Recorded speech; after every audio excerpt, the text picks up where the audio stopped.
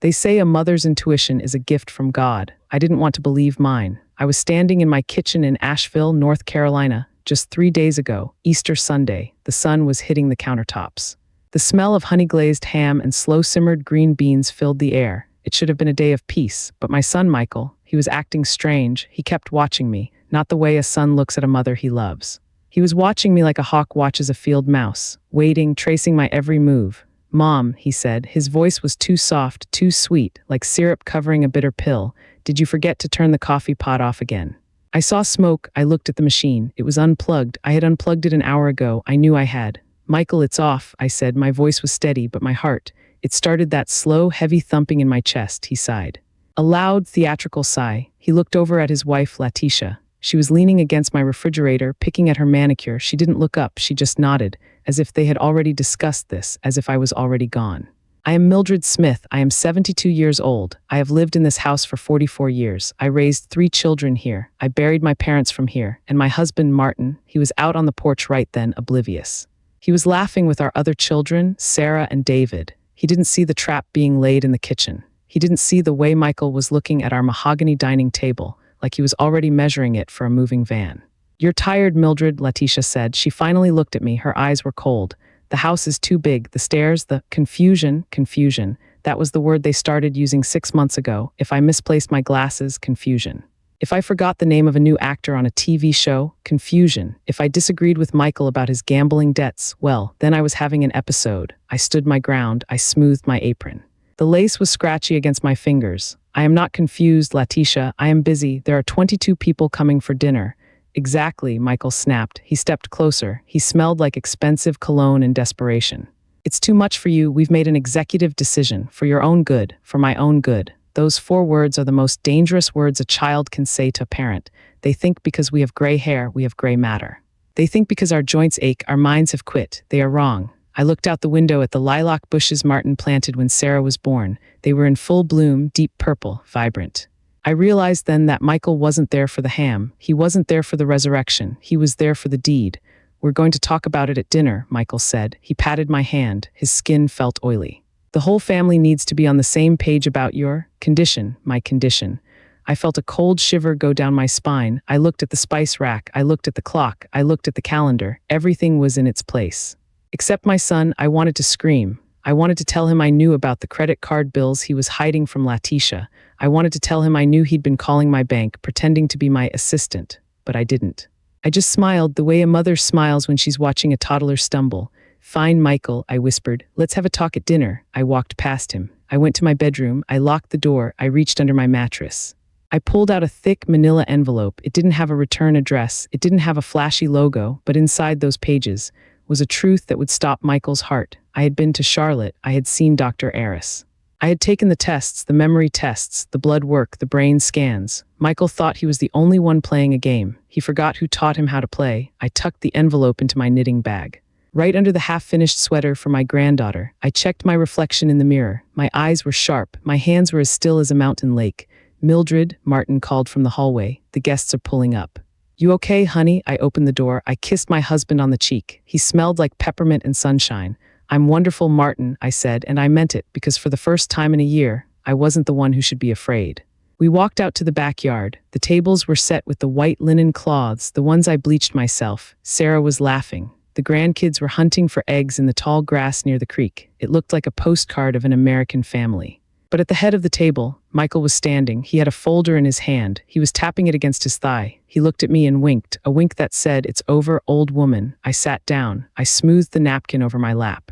I felt the hard edge of the neurologist's report through the yarn in my bag. The guests began to sit. The noise of chairs scraping against the wooden deck was loud, like a drum roll. Michael cleared his throat. He clinked his glass with a spoon. The sound was sharp, piercing. "Before we eat," Michael began. He looked around the table at his siblings. He looked at the neighbors. He looked at his father. "We need to discuss Mom. We need to discuss her safety. And we need to discuss where she's going to be living, starting Monday." The silence that followed was heavy. A bird chirped in the distance. I saw Sarah's fork drop. I saw David's face go pale, but I just reached for my knitting bag. "Go on, Michael," I said. My voice carried across the yard, clear as a bell. "Tell them everything you think you know." The trap was sprung, but Michael didn't realize he was the one inside it. The steam from the green bean casserole rose up between us. It felt like a curtain, a heavy, wet curtain, separating the woman I used to be from the woman they wanted me to be. 24 people, my neighbors, the Millers, my bridge partner, Mrs. Gable, my children, my grandchildren. All of them frozen, holding their forks midair. Michael stood at the head of the table. He straightened his silk tie. He looked like a man about to give a eulogy. Except I wasn't dead. Family, Michael began. His voice was thick with fake emotion. Friends, this is hard for me. It's hard for all of us. He looked at my husband, Martin. Martin was squinting at him. Confused, his hand was resting on mine. I could feel him trembling just a little bit. Michael, Martin asked. His voice was raspy. What are you talking about, son? Let's eat. The food is getting cold. Michael ignored him. He turned his gaze back to the crowd. He didn't look at me, he looked over me, like I was a piece of furniture that had started to rot. We've been watching Mom for a year, Michael said. The episodes, the wandering, the way she forgets her own address. I felt a spark in my... It's okay, Michael. They need to know it's a safety issue. Last week, Mildred, remember? You left the iron on for 4 hours. The house almost burned down. I didn't blink. I didn't move. I don't own an iron, Letitia, I said. My voice was quiet. I haven't used an iron since 2012. I use a steamer. Letitia's eyes flickered. Just for a second. See, that's what we mean. The delusions, she doesn't even remember the iron. It's stage 3, everyone. Dr. Higgins, he's been very clear. Rapid onset, severe dementia. Sarah, my youngest, gasped. She leaned across the table. Her face was... Michael, why didn't you tell us? Is it really that bad? Mom, are you okay? I looked at Sarah. My baby. I saw the tears forming in her eyes. She believed them. Because why wouldn't she? It's worse than she let on, Sarah. We've already signed the preliminary papers, the Pines. It's a secure memory care unit in Hendersonville. We're moving her in tomorrow morning. We've already listed the house. We have a buyer, cash. The table exploded. David, my middle son, stood up so fast his chair hit the deck board. Monday, you're moving her Monday without a family meeting, without a second opinion. There's no time, David. The debt. I mean, the care costs are astronomical. We have to sell the estate to pay for her treatment. It's what's best for her. Ask Dad. Dad, tell them. Every eye turned to Martin. My husband. The man I've shared a bed with for 50 years. He looked like a deer in the headlights. Michael had been whispering in his ear for weeks. Telling him I was sick. Telling him I would get lost. Michael says it's for her safety, David. I don't want her getting hurt. I don't want her to suffer. Michael's smile was triumphant. He reached into his folder. He pulled out a stack of papers. The power of attorney. The commitment papers. I've got the notary coming at 6. We just need to finalize the signatures. It's for the best, Mom. You'll have a nice room, a window. You can look at the birds. He was talking to me like I was a parakeet. I felt the knitting bag against my leg. The blue folder was cold and heavy. Michael, I said. The table went silent. Dead silent, even the grandkids stopped whispering. You mentioned Dr. Higgins, I continued, the one you play golf with every Saturday. Michael cleared his throat. He's a respected physician, Mom. He's seen the charts. He hasn't seen my charts, I said. I stood up. I am 5'3", but in that moment, I felt 10 feet tall. I felt the strength of every woman who has ever been talked over. Every grandmother who has been treated like a burden. Every mother who has been sold out for a mortgage payment. Michael, Letitia, sit down. They didn't move. They looked at me with that medical look. That we know what's best for the poor thing look. I said, sit down. They sat, reflex, the way a child obeys a teacher. I reached into my bag. I didn't rush. I let the tension build. I let the neighbors see the folder. I let Sarah see the logo on the front. You see, Michael, I said, I knew you were talking to Dr. Higgins. I knew you were telling the neighbors I was slipping. I even knew you were looking at my bank statements. Michael's face started to turn a strange shade of gray. His eyes darted to the blue folder. So I took a little trip, I whispered. To Charlotte, to a real specialist, a neurologist who doesn't play golf, a man who specializes in finding the truth. I opened the folder. I pulled out the first page, the report from Dr. Aris. Subject Mildred Smith, 72, full cognitive battery completed, score 30 out of 30, no signs of neurodegeneration. Brain activity is in the top 5% for her age group. Conclusion. The patient is of sound mind, fully capable of self-governance and It started small, a set of keys, my spare set, the ones I kept in the ceramic bird by the back door. One morning they were just gone. I looked everywhere. I checked the bird. I checked the junk drawer. I checked the pockets of my Sunday coat. Nothing. Then Michael walked in. He didn't knock. He never knocks anymore. He had the keys in his hand. He was shaking his head. That slow, pitying waggle that makes my blood boil. Mom, he said. You left these in the freezer next to the frozen peas. I stared at him. I knew I hadn't been to the freezer. I hadn't even opened it that morning. I like my oatmeal hot, but there he was, holding cold keys. I didn't put them there, Michael, I said. Are you sure? His voice was like velvet. Maybe you just forgot. It happens at your age. At your age, that was the seed. He planted it right there in my kitchen, and for a month, I let it grow.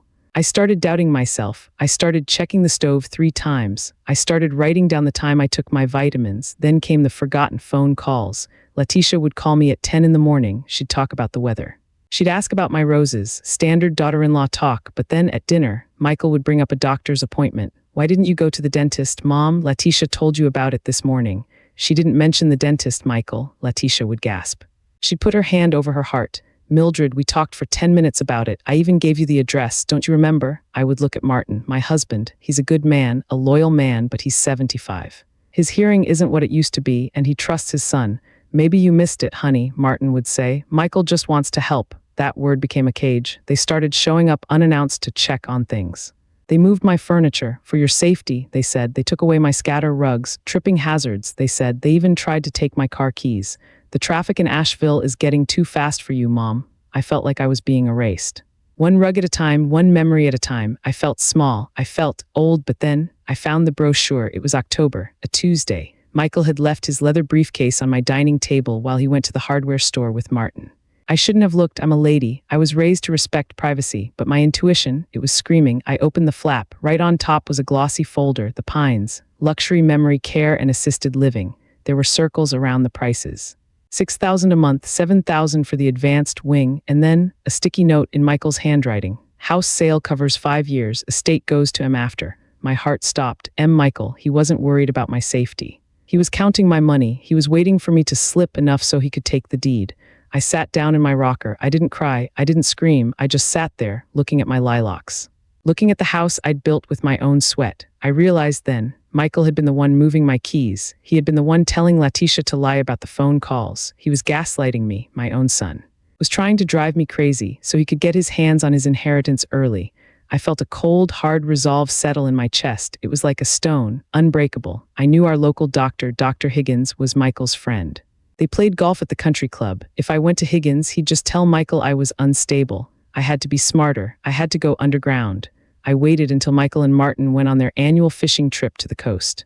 3 days, that was my window. I told the neighbors I was visiting a friend in Black Mountain. Instead, I took the bus, the Greyhound, all the way to Charlotte, 2 hours of bumps and diesel fumes. I didn't tell a soul, not even Sarah. Especially not Martin. I couldn't risk him letting it slip to Michael over a beer. I found Dr. Aris online, at a library computer. I looked for the man with the most degrees, the man who didn't live in our county, the man who didn't know the Smith family. I walked into that clinic in Charlotte. I looked the receptionist in the eye. I want every test you have, I said. I want the scans. I want the puzzles. I want the blood work. Is this for an insurance claim, Mrs. Smith? No, I told her. It's for my life. I spent 2 days in that city. I stayed in a cheap motel near the hospital. I ate crackers and cheese for dinner. I felt like a spy at 72. I was a secret agent in my own family war. Dr. Aris was a young man, serious, kind. He didn't talk down to me. He didn't call me honey or sweetie. He looked at the results on his computer screen. He looked at me. Mrs. Smith, he said, your cognitive scores are remarkable. You have the mental processing speed of someone 20 years younger. I let out a breath I'd been holding for a year. So, I'm not crazy, far from it, he smiled. Why would you think that? Because my son told me I was, I whispered. He went quiet. He looked at the scans. He looked at my steady hands. Do you want me to call him? No, I said.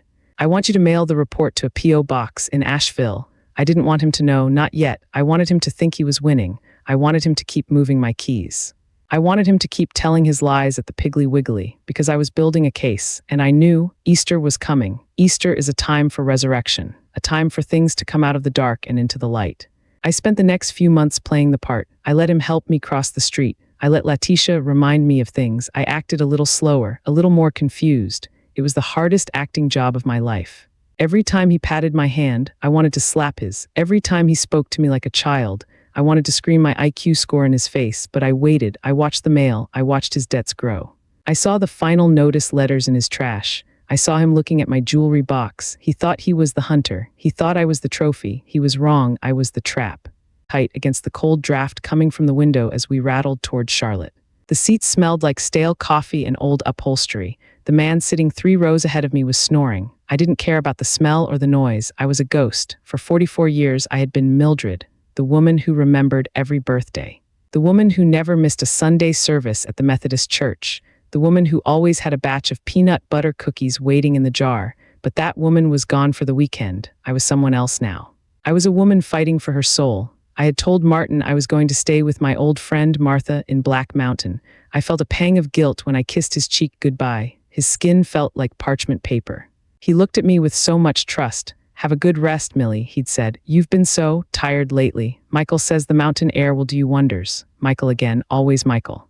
I had reached into my purse and touched the cash I'd hidden in the lining, $2,000. I had been withdrawing it $50 at a time for 6 months. I didn't use the ATM. I went inside the bank and spoke to the teller, Mary. She's known me since she was in pigtails. Just some grocery money, Mary, I'd say. She never asked why I needed $50 3 times a week. When I got to Charlotte, I didn't go to a fancy hotel. I went to a small office building on the edge of town. The sign on the door said Henderson Investigations. It wasn't like the movies. There was no smoke. There was no jazz music. Just a beige room and a man named Bill Henderson who looked like he'd rather be fishing. He offered me a seat. He looked at my sensible shoes. He looked at my pearl earrings. How can I help you, Mrs. Smith? I need to know where my son's money is going, I said. My voice didn't shake. I gave him Michael's name. I gave him Michael's address in Raleigh. I gave him the name of Michael's investment firm. Bill Henderson leaned back in his chair. The springs groaned under his weight. That's a lot of information for a Saturday morning. I'm a mother, Mr. Henderson. I notice things. I noticed the new Mercedes he bought while he's asking me for help with his mortgage. I noticed the way his wife hides her shopping bags when I pull into their driveway. He nodded. It'll take a few weeks, background checks. Property records, maybe some, surveillance. Do whatever you have to do, I told him. I'll pay your retainer in cash. I handed him the envelope. He didn't count it. He just set it on the desk. You're a tough lady, Mrs. Smith. No, I whispered. I'm a mother who's been pushed too far. The next 3 weeks were the longest of my life. I went back to Asheville. I went back to the kitchen. I went back to the episodes. One afternoon, Michael came over while I was folding laundry. He stood in the doorway. He was watching me fold Martin's undershirts. Mom, you're doing that twice. You already folded those. I looked at the basket. I knew I hadn't folded them yet. I had just taken them out of the dryer, but I let my hands drop. I let my shoulders slump. Oh, I said. I made my voice sound thin, frail. I guess I did. I'm sorry, Michael. My head is just a bit foggy today. The look of pure, cold joy that flashed across his face. It nearly made me sick. He didn't want me to be well. He wanted me to be failing. It's okay, Mom, he said. He stepped into the room and patted my arm. That's why we're looking at the Pines. They have people to do the laundry for you. You won't have to worry about a thing. I looked at him. I really looked at him. This was the boy I'd stayed up with when he had the croup. This was the boy I'd cheered for at every baseball game. This was the boy I'd loved with every ounce of my being. How did he become a man who wanted to lock his mother in a room? The answer came on a Thursday, in a plain white envelope at my P.O. box. I drove to the park. I sat in my car under an oak tree. I opened the report from Bill Henderson. It wasn't just a mortgage issue. It was a disaster. Michael had invested in a real estate development in Florida, Sunny Palms. He'd used his own house as collateral. He'd used his kids' college funds, but the developer had vanished in June. The project was a swamp, literally. Michael was $200,000 in the hole. The bank was 48 hours away from foreclosing on his house in Raleigh. He was drowning, and my house, my beautiful paid-off home in Asheville, was his life jacket. He didn't want me to have dementia because he was worried. He wanted me to have dementia because he needed a judge to grant him emergency power of attorney. He needed to sell my house to save his skin. I sat there for an hour. The sun moved across the dashboard. The birds were singing in the trees. I felt a strange kind of peace. The confusion was gone. The fogginess was gone. Everything was crystal clear. I wasn't a victim anymore. I was a witness. I drove to the stationery store. I bought the thickest, bluest folder they had. I went home and I put the doctor's report from Charlotte in the front. I put Bill Henderson's financial report in the back. And then I waited. I cooked the Easter ham. I dyed the eggs with the grandkids. I let Letitia tell me I'd forgotten to salt the potatoes. I let them think they were winning. I let Michael prepare his announcement because I knew something he didn't. Easter is about the truth coming out of the tomb. And on Sunday, I was going to roll the stone away. I looked at Martin that night as we lay in bed. He was already asleep. His breathing was soft, steady. "I'm sorry I had to keep this from you, Martin," I whispered into the dark, "but I'm doing this for us." I reached out and touched the knitting bag on the floor. I could feel the edge of the blue folder. Tomorrow was Easter tomorrow. The whispers would stop, and the truth would begin. The sun was high over Asheville. The patio was a sea of pastel dresses and the clinking of iced tea glasses. I sat at the head of the long wooden table. Martin was to my right, picking at his potato salad. Michael sat at the far end. The authority seat. He had a leather folder resting next to his plate. He hadn't touched his ham. He was too busy looking at the neighbors, making sure everyone was paying attention. "Everything all right, Michael?" I asked. I kept my voice light, airy, like a woman who couldn't remember where she put her shoes. "Just thinking, Mom," he said. He gave Letitia a sharp nod. The signal. Suddenly, Michael stood up. He tapped his spoon against his crystal glass. The conversation died down. Even the grandkids stopped hunting for eggs in the yard. "Everyone," Michael said. He practiced his sad face, the one he'd probably rehearsed in the mirror for an hour. "I have something difficult to share.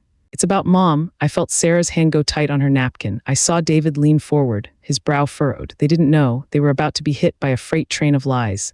"As many of you have noticed," Michael continued, "Mildred has been struggling, the confusion, the safety risks. It's reached a point where we can no longer look the other way." He opened his leather folder. He pulled out a document with a generic medical header. "I've consulted with specialists. The diagnosis is stage 3 Alzheimer's. It's aggressive." A collective gasp went around the table. Mrs. Gable covered her mouth with her hand.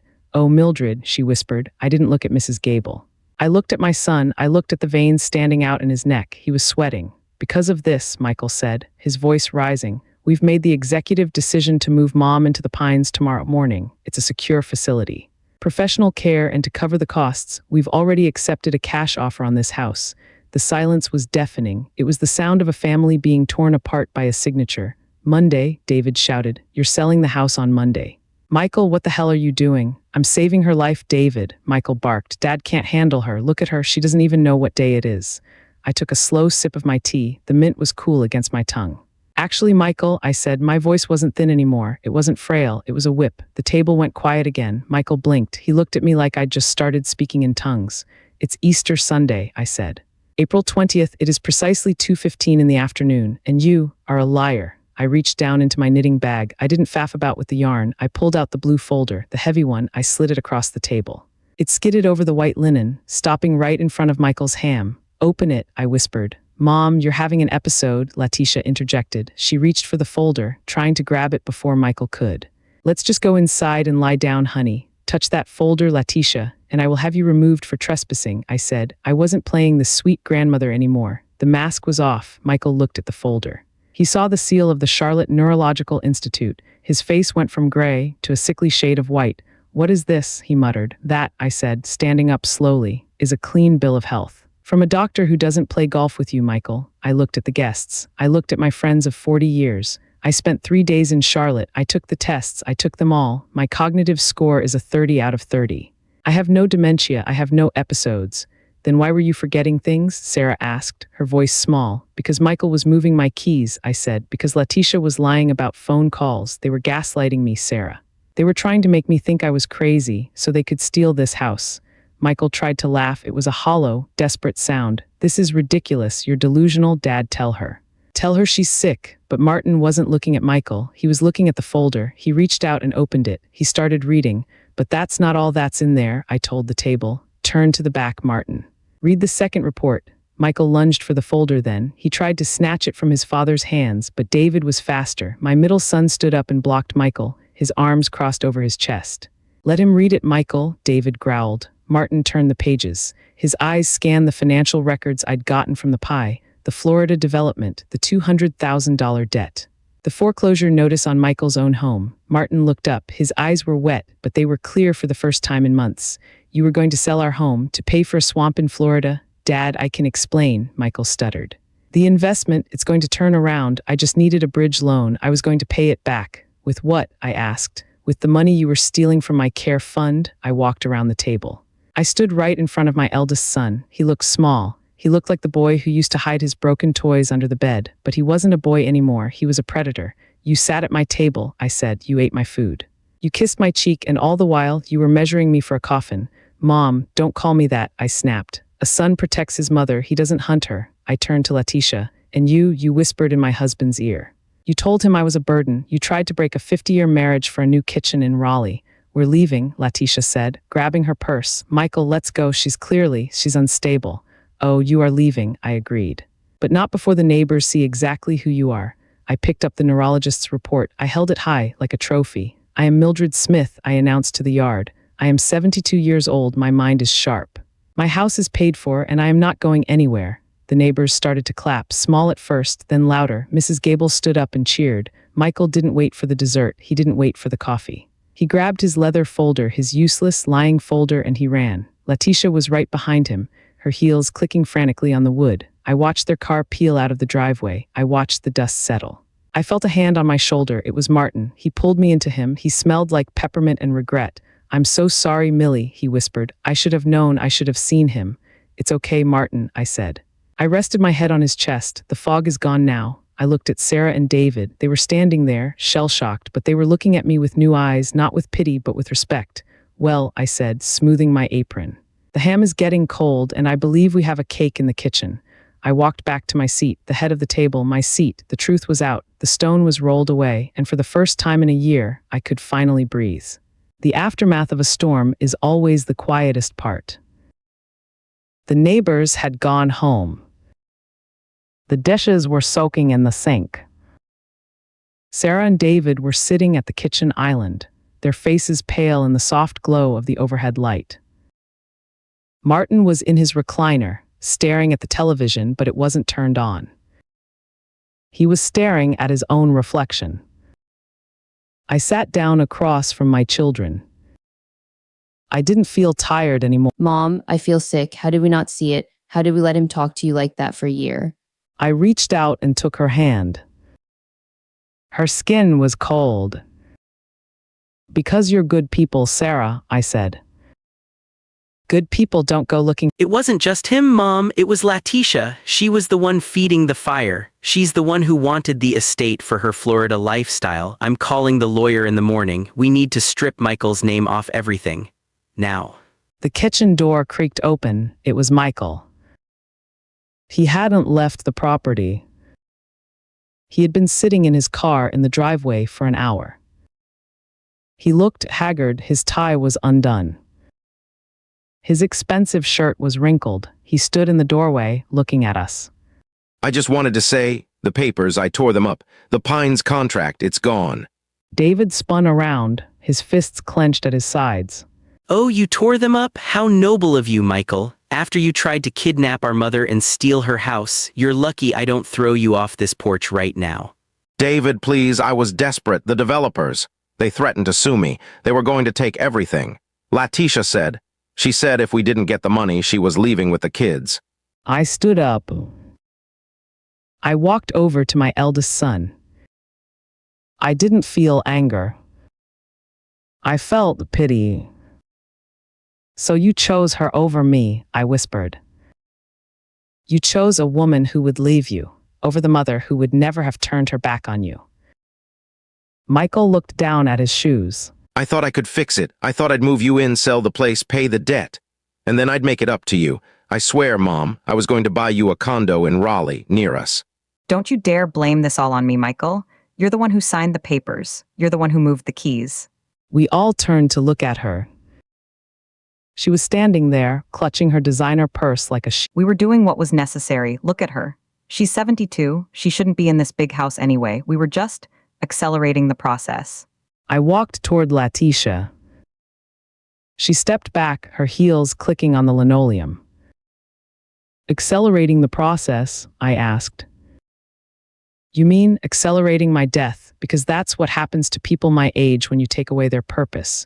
You lock them in a room with a That's dramatic, Mildred. No, I said. What's dramatic is the restraining order I'm filing on Monday morning. The room went. Mom, a restraining order. You can't be serious. I'm your son. I looked at him. I looked at the man I'd nurtured. A son is a title you earn, Michael, I said. And today, you lost it. You are no longer allowed on this property. You are no longer allowed to call your father, and you are. Listen to your mother, Michael. Leave now before I call the sheriff. I've lived with this woman for 50 years. She's the smartest person I know. And you're a stranger to me. Michael looked at his father. He saw the wall. The solid, unbreakable wall of a marriage he couldn't crack. He turned and walked out the door. Letitia followed, still muttering about ingratitude. The screen door slammed. The sound echoed through the house. Sarah came over and put her head on my shoulder. David sat back down, exhaling a breath he'd been holding for years. What now, Mom? David asked. I looked around my kitchen. My beautiful, bright, honest kitchen. Now, I said. Now we change the locks. And then we finish the pie. I believe there's a lemon meringue in the fridge that hasn't been touched. I walked to the refrigerator. I pulled out the pie. The crust was perfect. The meringue was high and toasted. I sliced it into 4 pieces. Not 5. 4. We sat at the island, the 4 of us. The real family. The ones who stayed. The house felt lighter. The shadows in the corners were gone. I took a bite of the lemon. It was tart. It was sweet. It tasted like victory. Monday morning in Asheville was crisp. The air smelled like damp pine needles and fresh starts. I stood on my front porch at 7 a.m. I watched Joe, the locksmith I'd known for 30 years, pack up his tools. All done, Mildred, Joe said. He handed me 4 silver keys. They felt heavy, cool, real. Nobody is getting in here without an invitation, Joe promised. He didn't ask why I was changing the locks on a Monday morning. He didn't ask why Michael wasn't there to help me. In a town like Asheville, news travels faster than a mountain breeze. I went inside. Martin was sitting at the kitchen table. He was holding his coffee mug with both hands. He looked older today. The betrayal had carved new lines around his mouth. He called 4 times this morning, Millie, Martin said. Who? Michael. Did you answer? Martin shook his head. I listened to the messages. He's crying. He says the bank is at his door in Raleigh. He says Letitia is packing a suitcase. I pulled out a chair. I sat down across from my husband. I didn't feel the urge to rescue my son, that part of me. The part that always smoothed over the cracks. It had burned away at the Easter table. He chose his path, Martin, I said. He tried to trade our lives for a swamp in Florida.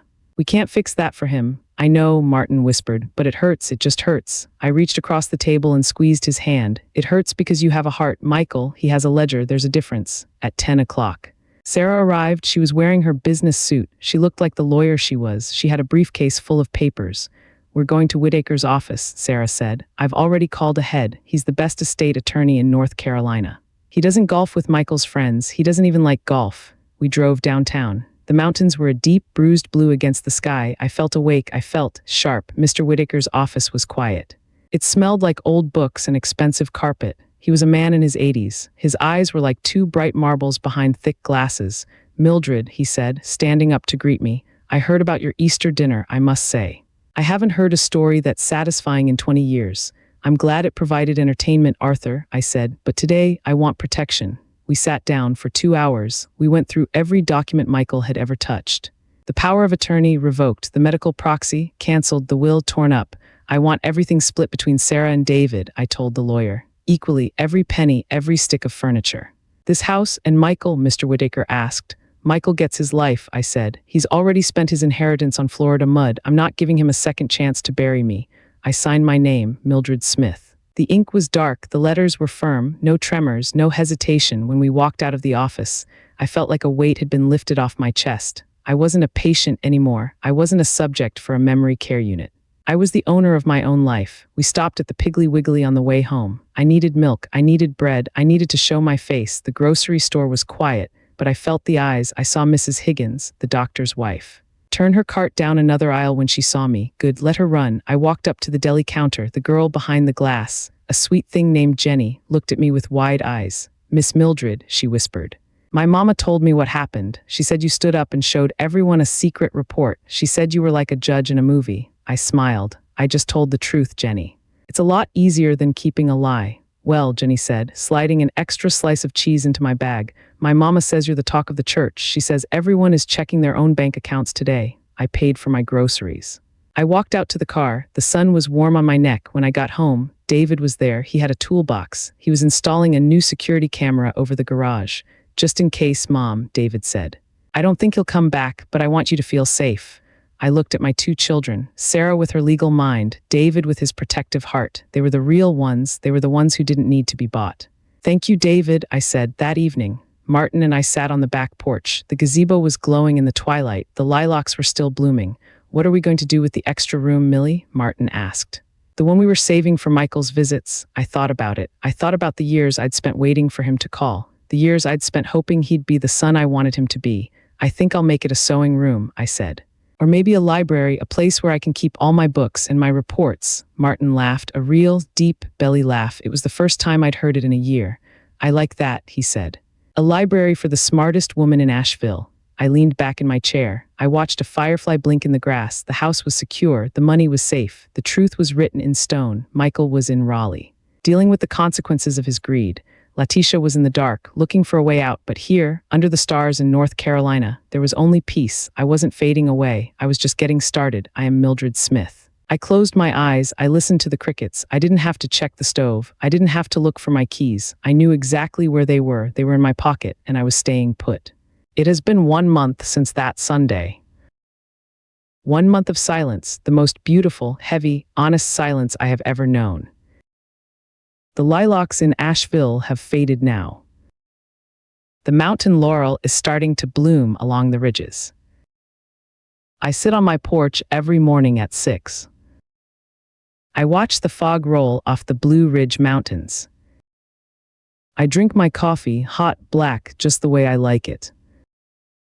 I don't have to hide the coffee pot anymore.